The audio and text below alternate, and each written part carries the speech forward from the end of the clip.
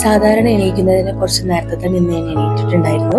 അപ്പോൾ വീഡിയോ എടുക്കാമെന്ന് വിചാരിച്ച് പുറത്ത് നോക്കുമ്പോൾ ഞാനെന്നും കാണുന്ന പ്രാവ് ഉണ്ടായിരുന്നു. അതിന് മനസ്സിലായി ഞാൻ അതിനെ ശ്രദ്ധിക്കുന്നുണ്ട്, അതുകൊണ്ട് വീടിൻ്റെ അയലൊക്കെ വന്ന് നിൽക്കുന്നുണ്ടായിരുന്നു. പിന്നെ അത് കഴിഞ്ഞ് രാവിലത്തെ ചായ ഉണ്ടായിരുന്നു, പാസ്ത ഉണ്ടാക്കി. അത് കഴിച്ചതിന് ശേഷം കാസ്ലീനെ ഞാൻ പുറത്തേക്ക് വിട്ടു. പൊതുവെ ഞാൻ കാസ്ലീനെ പുറത്തേക്ക് പകൽ സമയത്തും അങ്ങനെ വിടാറില്ല, കാരണം ഇവിടെ പൂച്ച ഇടക്ക് കയറുന്നത് കൊണ്ട് നമ്മൾ അതിനെ ശ്രദ്ധിക്കണമല്ലോ. അതുകൊണ്ട് അങ്ങനെ പുറത്തേക്ക് വിടാറില്ല. അതിന് കൂടുതലും നമ്മുടെ കൂടെ ഒക്കെ പുറത്ത് നടക്കുന്നതും ഒക്കെയാണ് ഇഷ്ടം. പക്ഷേ സാഹചര്യം അങ്ങനെ ആയതുകൊണ്ടാണ് വിടാത്തത്. പണ്ടുള്ള സമയങ്ങളിലൊക്കെ പുറത്തായിരുന്നു, ഫുൾ ടൈം ഞങ്ങളുടെ കൂടെ തന്നെ ആയിരുന്നു.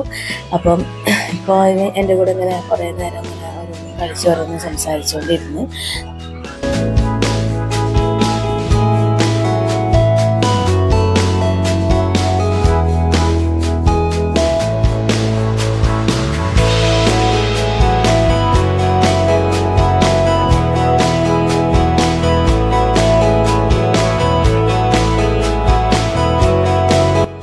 പിന്നെ ഫുഡ് ഉണ്ടാക്കാനുണ്ടായിരുന്നു. തലേന്ന് ചിക്കൻ വാങ്ങിയിട്ടുണ്ടായിരുന്നു, അപ്പം അത് ചിക്കൻ കറി ഉണ്ടാക്കി. പിന്നെ കുറച്ച് താറാവിൻ്റെ ഇറച്ചി ഉണ്ടായിരുന്നു, സദാജി അവർക്ക് വേണ്ടി വാങ്ങിയതായിരുന്നു.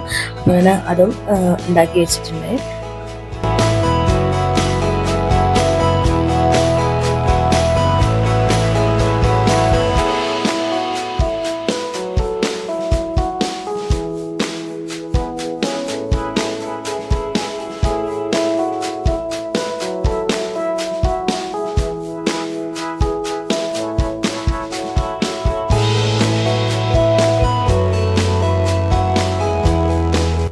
പിന്നെ ഫുഡൊക്കെ ഉണ്ടാക്കി ഫ്രഷായി വന്നിട്ട് ഫുഡ് കഴിക്കുകയാണ്.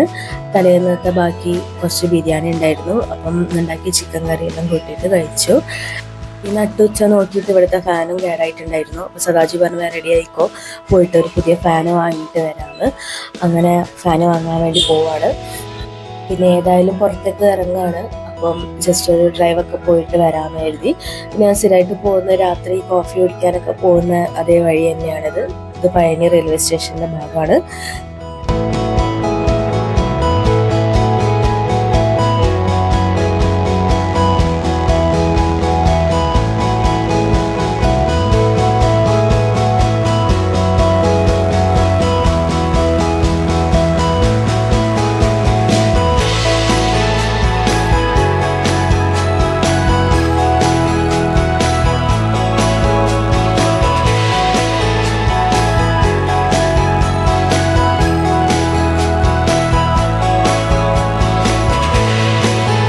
പിന്നെ ഫാന് വാങ്ങാൻ പോയ ഷോപ്പിൽ ഈ ഒരു സ്റ്റവിൻ്റെയും കുക്കറിൻ്റെ ഒരു മിനിയേച്ചർ കണ്ടിട്ടുണ്ടായിരുന്നു. എനിക്ക് കണ്ടപ്പോൾ ഭയങ്കര ഇഷ്ടമായി.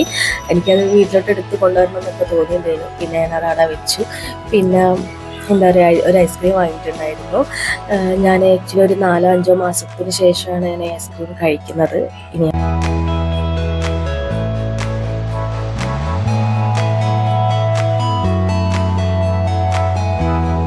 പിന്നെ ഈവനിങ്ങിന് ശേഷം സദാജി പറഞ്ഞ പുറത്ത് പോകാമെന്ന്. അങ്ങനെ ഞാൻ റെഡിയായി. പിന്നെ ഈ ഒരു ഗിഫ്റ്റ് എൻ്റെ ബർത്ത്ഡേക്ക് എൻ്റെ സിസ്റ്റർ തന്നതാണ്.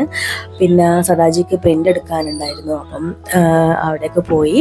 പിന്നെ കുറച്ച് നേരം അവിടെ വീഡിയോസൊക്കെ എടുത്ത്. പിന്നെ സദാജിൻ്റെ എക്സ്പ്രഷൻ എന്താണെന്ന് വെച്ചാൽ അവിടെ മുഴുവനും അറിയുന്ന ആൾക്കാരായിരുന്നു, അങ്ങോട്ടും ഇങ്ങോട്ടും തിരിയുമ്പൊക്കെ അറിയുന്ന ആൾക്കാരായിരുന്നു. അപ്പോൾ അവരൊക്കെ നോക്കിയിട്ട് നമ്മളൊരു പരിചയം കാണിക്കുമല്ലോ, അങ്ങനെയാണ് എളുത്തിക്കൊണ്ടിരിക്കുന്നത്. പിന്നെ അപ്പോഴത്തേക്കും സമയം ഒരു 8:45 ആയിട്ടുണ്ടായിരുന്നു. പിന്നെ നേരെ കോഫി കഴിക്കാൻ പോയി.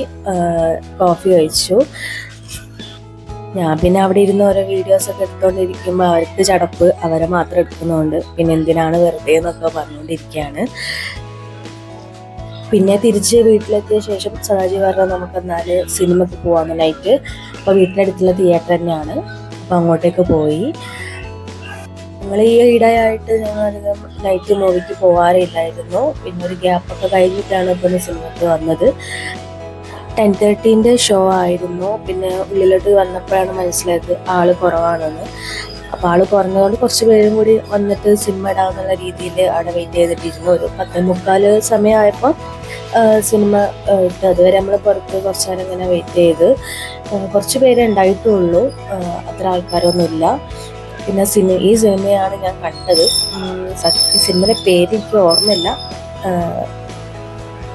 പക്ഷേ സിനിമ ഓവറോൾ നല്ലൊരു സിനിമയായിരുന്നു. നമുക്ക് കണ്ടിരിക്കാം. പിന്നെ അതെല്ലാം കഴിഞ്ഞ് ഇൻ്റർവെല്ലിന് കോഫി വാങ്ങി, പിന്നെ പോപ്കോണും വാങ്ങി കഴിച്ചു.